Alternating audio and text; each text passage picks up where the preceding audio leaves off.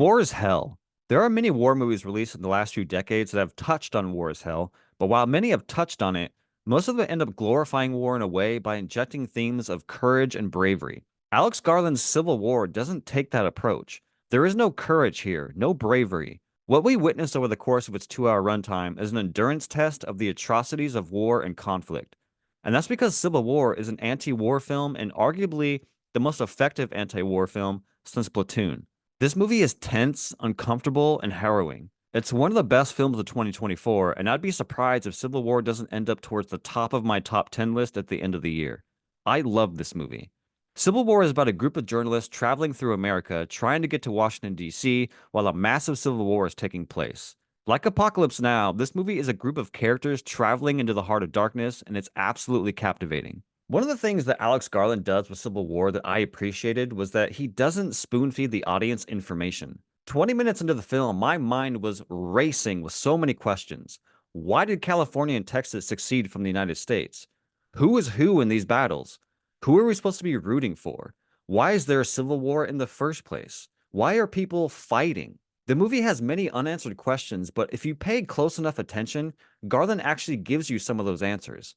Whether it's through quick moments of dialogue, the body language of characters, dialogue that's happening off screen, or even just through visuals. The movie doesn't straight up give you the exact information you need to answer the questions you have, but it gives you just enough information that you as an audience can start to piece together some of the questions you have. In a way, this movie requires you to use your imagination. It's a movie that requires you to digest the information given to you and make up your own mind about how and why all of this is happening. It's a unique tactic that I appreciated because it got me involved in this cruel world that I was witnessing, and it was up to me to figure out what was going on. Versus a lot of other movies that spoon feed you explanations and hit you over the head with scene after scene of exposition. I'm sure some will find this very frustrating, but for me, I loved it. When this movie was announced, I and many others were worried that Garland was going to make some grand political statements. I think many were waiting for this movie to hit us over the head with an anti conservative, anti Trump narrative. But we were wrong, of course. Never bet against Alex Garland. The man knows what he's doing.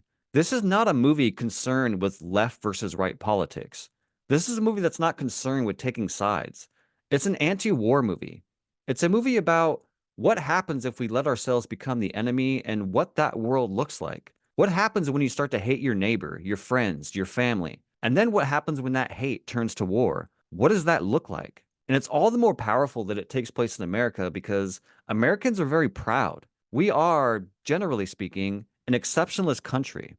So, what does that look like when exceptionalism devolves into war? It's a pretty thought provoking concept and a concept I've been thinking about since I saw the movie. Another theme the movie tackles is the role of war journalism. The movie presents the moral conundrum of war journalism, taking photos of atrocities while they're happening, and then presenting them to the world to allow us, the public, to witness all the horrors that is happening around the world. What kind of toll does that take on the journalist? Garland does something interesting in that he has four characters, all journalists, but they all have different relationship to the job. You have Lee, the main character, who has become numb to the atrocities and suffers from PTSD from all the things she's witnessed over the years. You have Joel, who seems to be excited by these conflicts. Jesse, who is new to war journalism, is basically the audience surrogate here, trying to adapt to both the job at hand and the war that's happening around them. And lastly, there's Sammy, a veteran who is able to process all the horrors around him and accept the role he's given. These four different aspects flesh out the themes of journalism from different perspectives, and it's a clever move from Garland. One of the things I was surprised to see was the scope of this movie and the action. This movie is not a big budget Hollywood epic, that cost $300 million. It's an A24 movie, yet it feels like a big budget Hollywood epic. The climax of this movie alone is so fucking insane that I couldn't believe what I was watching.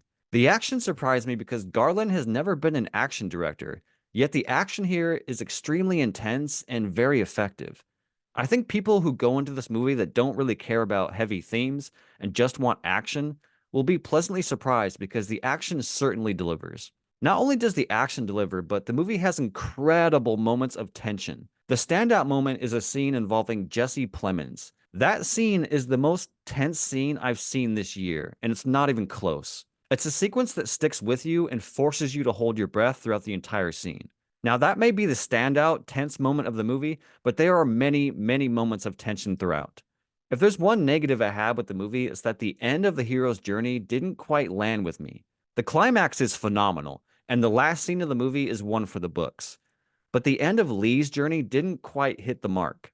The movie shines in its subtlety, but the ending with Lee and Jesse felt a little too on the nose and too staged. I wish their resolution was a little stronger and maybe just handled a little differently. In the end, I think Civil War might be my favorite film of 2024 so far. It's a movie that grabbed my attention from the word go, and I was with it the whole way. When the movie ended, I looked at my girlfriend and said, "That went by so fast." It's a movie that I'm fascinated by, and it completely enraptured me. It's not an easy film to watch. There are many disturbing scenes throughout the movie, but the journey into the heart of darkness was extremely compelling. I can't recommend this movie enough. It's an incredible piece of fiction and yet another win for writer director Alex Garland.